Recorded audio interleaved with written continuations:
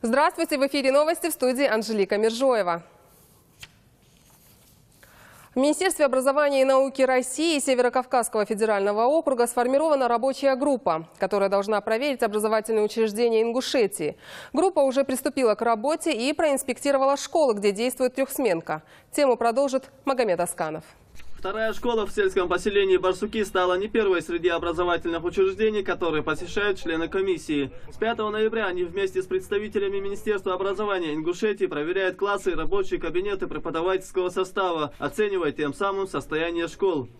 Фактически мы имеем тот факт, что некоторые школы заявленные, они имеют, в данном случае вот эта школа, да, она имеет в аварийном состоянии большое помещение, которое бы следовало отремонтировать. И, может быть, в данном случае это способствовало бы тому, что учащиеся данной школы могли бы учиться уже не в 3, а в 2 смены. Школа, построенная в 1964 году, была рассчитана на 300 ученических мест. А сегодня, несмотря на трехсменки и обветшавшие стены, здесь получают знания более 600 школьников. Учителя гордятся достижениями своих учеников, но в то же время не забывают, в каких условиях им приходится работать ежедневно. Вы видите, вот здесь в кабинете окно заложили, да, в соседних кабинетах у нас тоже заложены окна. Каждый раз мы делаем штукатурки, стараемся сами как-то выкрутиться. Небольшой ремонт у нас тут был, но ситуация остается такой же. Преподаватель с 25-летним стажем рассказывает, что уроки третьей смены заканчиваются поздно вечером. Не хватает гардеробных помещений, отдельных кабинетов, где можно хранить школьные принадлежности. Во всем этом комиссия убедилась после проведенной проверки. Здесь некоторые классы закрыты, в них опасно находиться, говорят учителя. Проблему со столовой как-то решили, оборудовав неприспособленное помещение. Отсутствие актового зала также влечет за собой огромные трудности. По итогам проверок комиссия сделает заключение, есть ли необходимость в строительстве новой школы или проводить работы по пристройке помещений. Комиссия успела проверить и другие школы в республике, где учатся в 3 смены. Их целью является доведение информации до Министерства образования и науки России. Магомед Асканов, Ильяс Дасхоев, Новости 24. В республике наблюдается положительная динамика в вопросе обеспечения медикаментами учреждений здравоохранения. И врачи, и пациенты отмечают, что в больницах навели порядок и есть все необходимое для полноценного лечения. Подробнее в сюжете Светланы Томовой. Во многих больницах Ингушетии проблема нехватки медикаментов больше не стоит. В этом наша съемочная группа убедилась, побывав вместе с сотрудником Минздрава в нескольких медучреждениях республики. В республиканской клинической больнице мы проверили склад с медикаментами. Лекарства первой необходимости там были. Лекарственное обеспечение последний год, я думаю, что улучшилось в РКБ, в частности. А в связи, первая причина – это то, что введены все-таки стандарты лечения. Это на основании этих стандартов определенные нозологии, заболевания, они лечатся, вот в стандарты входит и лекарственное обеспечение, то есть расчет, насколько финансовое обеспечение вот по той или иной нозологии. Вот в стандартах все это указано. И на основании этого увеличено финансирование. Главврач республиканской клинической больницы Мария Марабханова отметила, что ни один из их пациентов за время ее руководства не обращался с жалобой на нехватку лекарств. И они делают все возможное, чтобы больным была оказана квалифицированная медицинская помощь. У нас в Ингушской республиканской клинической больнице на сегодняшний день, могу авторитетно заявить, что медикаменты, которые необходимы для тех нозологий и групп больных, которые у нас находятся на данный момент на излечении, по тем профилям, которые у нас есть, медикаментов в достаточном количестве. Можно сказать, что обеспечение на 99,9% у нас медикаменты есть. Уже без участия врачей мы пообщались с пациентами, но и они заверили нас, что все необходимые лекарства получают в больнице, и покупать их самостоятельно им не приходится. Лекарства абсолютно все есть. Все лекарства, которые нам нужны, все есть. И уход хороший. Просто вот если назло что-нибудь не сказать, а так все хорошо. Я удивилась, что назначение препаратов, дорогие препараты. Я же лечилась в других больницах, этого не было. Так здесь. И внимательные, и порядочные. В Назрановской городской больнице мы также посмотрели склад для хранения лекарств. Он, правда, оказался совсем небольшим. Впрочем, по словам провизора Фатима Цицкиевой, необходимые лекарства здесь есть. В нашей больнице имеются практически все препараты для оказания помощи, любой помощи стационарной. И проблем каких-то серьезных нет. Если случается такое, что заканчивается какой-либо препарат, то мы заказываем, у нас есть фирмы-поставщики, и мы, согласно договору, поставляем сюда препараты необходимые. Каких-то серьезных сбоев в работе нет. Эта больница старейшая в республике. Ей почти 85 лет. Чистоту и порядок здесь поддерживают как уборщицы, так и сами врачи. Даже в таких стесненных условиях доктора оказывают пациентам достойное лечение, а также предоставляют все необходимые лекарства. Лекарства все у меня бесплатно, все без решения. Ничего я не покупал. И даже об этом разговора не было. Тут все есть. Только лечись. Ни одно лекарство мы не покупали. Самые дорогие, самые лучшие лекарства у них есть. Очень хороший медперсонал, начиная с технички и кончая до главврача. Ежеквартально на склады больниц нашей республики поступают все необходимые медикаменты. И, как нас заверили врачи и медсестры, нехватки лекарств в принципе быть не может. Светлана Томова, Юнус Цичоев. Новости 24. Зачастую, чтобы оказать квалифицированную помощь, больного недостаточно обеспечить медикаментами. С чем пришлось столкнуться семье Богатыревых из-за халатности ответственных лиц Министерства здравоохранения и врачей, расскажет Фатима Кариева. Супруги Саламхана Богатырева Лидии врачи поставили диагноз саркоидоз легких, заболевание, при котором могут поражаться внутренние органы, в частности лимфатические узлы, легкие и печень. После месяца на стационарном лечении состояние женщины ухудшилось и необходим был экстренный выезд на лечение в Москву. По словам Богатырева, он продал свой земельный участок и вылетел в столицу на собственные средства. В дальнейшем, которое происходит лечение, чтобы мне Минздрав оплачивал. Лечение это большое, это не Назрань, это Москва. А в этих условиях, как я живу в вагончике, это ничего здесь моего нету, я на квартире живу. Женщина провела в столичном пульмонологическом институте 5 дней, но запрос со стороны Министерства здравоохранения Ингушетии, который должен был прийти по факсу, так и не получила. 29 октября она скончалась. Где факс? Меня просто-напросто отфутболили. Я это понял только тогда, когда не нашел я этого факса. Он мне и не понадобился. Если человека они не смогли спасти, если я привез труп домой, мне и это кого-то не понадобилось. У Лидии Цичоевой и Саламхана Богатырева 4 детей. Старшему из них Рамзану исполнилось 12 лет, младшему 6. После смерти матери всю домашнюю работу выполняет 10-летняя Раяна, старшая из девочек в семье. По словам министра здравоохранения Беслана Матиева, трагедия произошла из-за халатности врачей. Конечно, недоработки были.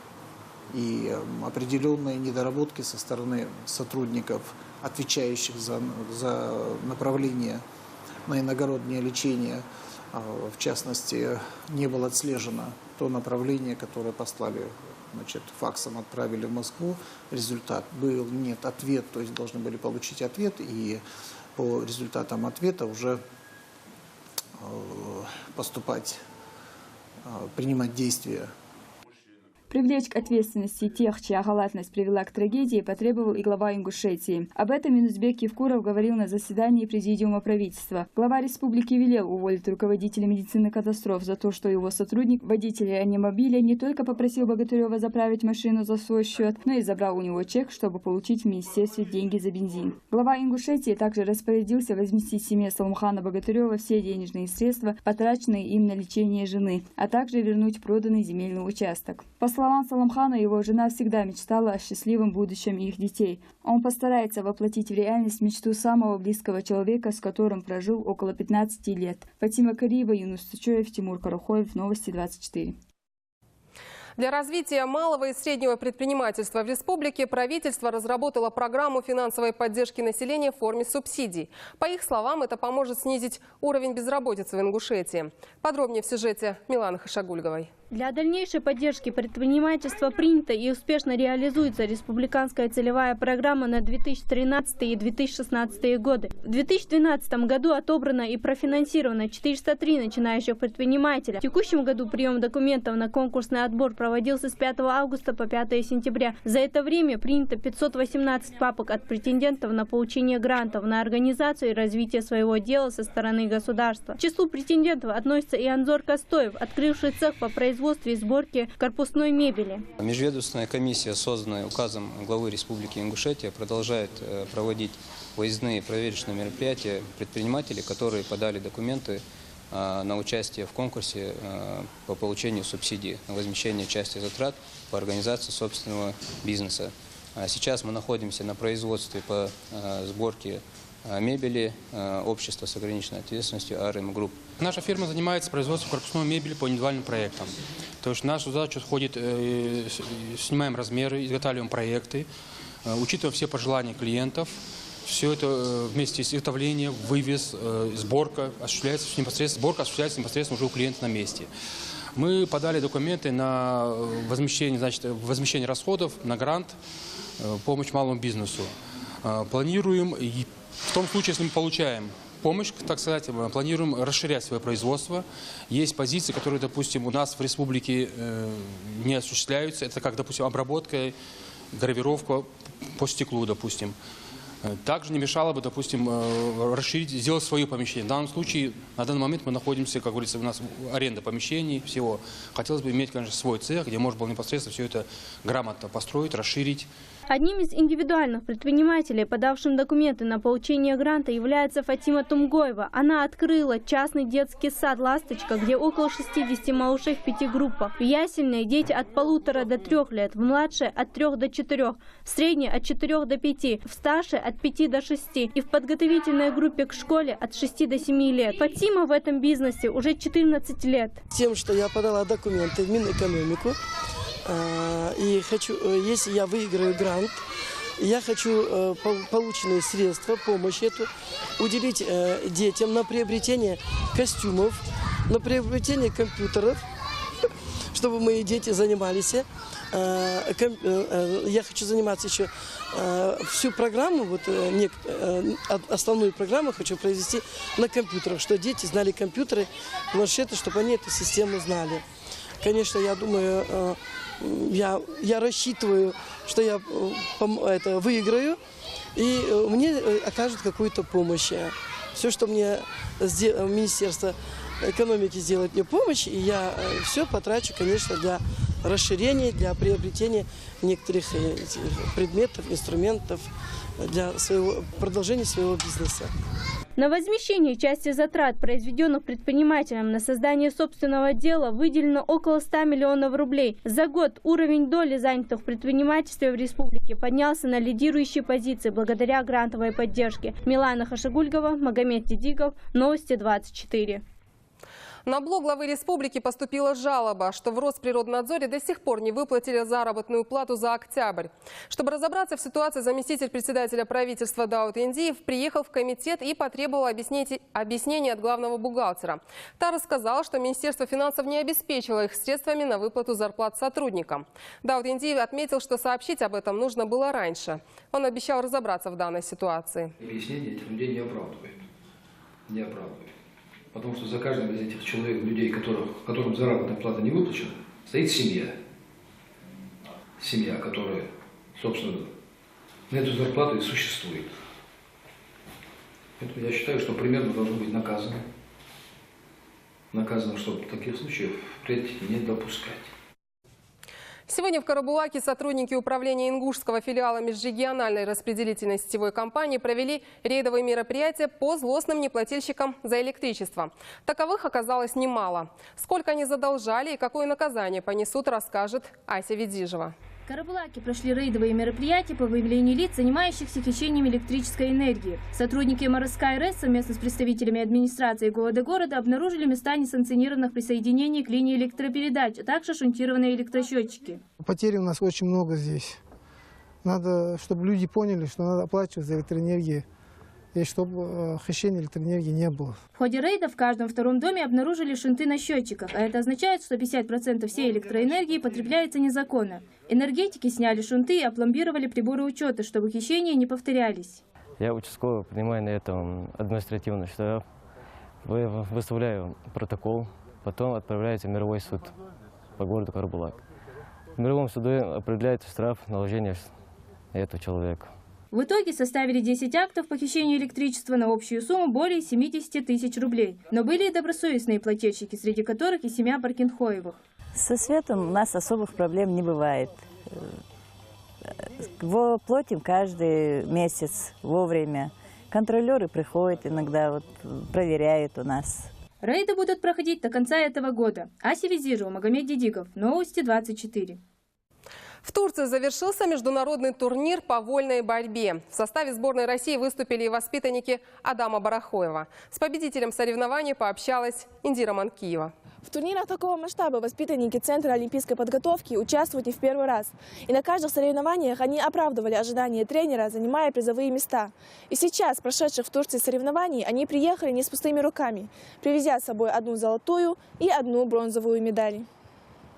Республику представляли 6 борцов. Первое место в соревнованиях занял Салаудин Гайтимиров. По его словам, самым трудным соперником оказался борец из Киргизии. С ним он встретился в финале. Но как ни старался киргизский атлет, сломить противостояние нашего спортсмена ему так и не удалось. И даже напротив, Салаудин одержал волевую победу в финале, заставив сотни зрителей с восхищением провожать с ковра нового чемпиона. Хасавюрты готовились к отбору.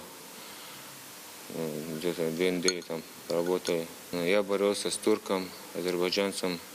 Я сделал 4 схватки, и первая схватка свободный был. Участие в соревнованиях такого уровня – это большой опыт, который пригодится в дальнейшем. А победа на турнире такого класса – это большой успех как для самих спортсменов, так и для всей нашей республики. Индира Манкиева, Адам Шибилов. Новости 24. Это были все новости к этому часу. Оставайтесь с нами.